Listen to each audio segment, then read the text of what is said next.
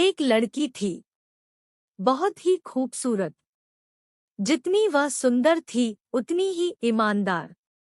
न किसी से झूठ बोलना, न किसी से फालतू की बातें करना, बस अपने काम से काम रखना। उसी क्लास में एक लड़का था। वह मन ही मन उससे बहुत प्यार करता था। लड़का अक्सर उसके छोटे मोटे काम कर दिया करता था। बदले में जब लड़की मुस्कुरा कर थैंक यू कहती थी तो लड़के की खुशी की सीमा नहीं रहती थी। एक बार की बात है, दोनों लोग साथ साथ घर जा रहे थे। तभी जोरदार बारिश होने लगी। दोनों को एक पेड़ के नीचे रुकना पड़ा। पेड़ बहुत छोटा था। बारिश की बूंदें छन छन कर उससे नीचे आ रही थी। ऐसे में बारिश से बचने के लिए दोनों एक दूसरे के बेहद करीब आ गए। लड़की को इतने करीब पाकर लड़का अपने जज्बातों पर काबू न रख सका। उसके लड़की को प्रपोज कर दिया। लड़की भी मन ही मन उसको चाहती थी, इसलिए वह भी राजी हो गई और इस तरह दोनों का प्यार परवान चढ़ने लगा। एक बार की बात है, लड़की उसी पेड़ ने नीचे लड़के का इंतजार कर रही थी।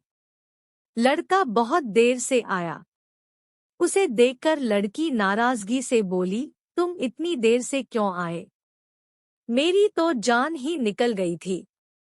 यह सुनकर लड़का बोला, जाने मन, मैं तुमसे दूर कहाँ गया था, मैं तो तुम्हारे दिल में ही रहता हूँ। तुम्हें यकीन न हो तो अपने दिल से पूछ लो। लड़के की इस प्यारी सी बात को सुनकर लड़की अपना सारा गुस्सा भूल गई और वह दौड़कर लड़के से लिपट गई। एक दिन दोनों लोग उसी पेड़ के नीचे बैठे बातें कर रहे थे। लड़की पेड़ के सहारे बैठी थी। लड़का उसकी गोद में सर रख कर लेटा हुआ था। तुम्हारे बिना एक पल भी मुझे 100 साल के बराबर लगता है। तुम मुझसे शादी कर लो, नहीं तो मैं मर जाऊंगी।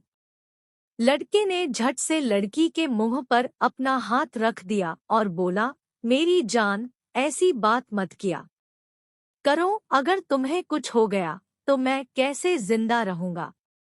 फिर वह कुछ सोचता हुआ बोला, तुम चिंता मत करो, मैं जल्द ही अपने घर वालों से बात करूंगा। धीरे धीरे काफी समय बीत गया। एक दिन की बात है, दोनों लोग उसी पेड़ के नीचे बैठे हुए थे।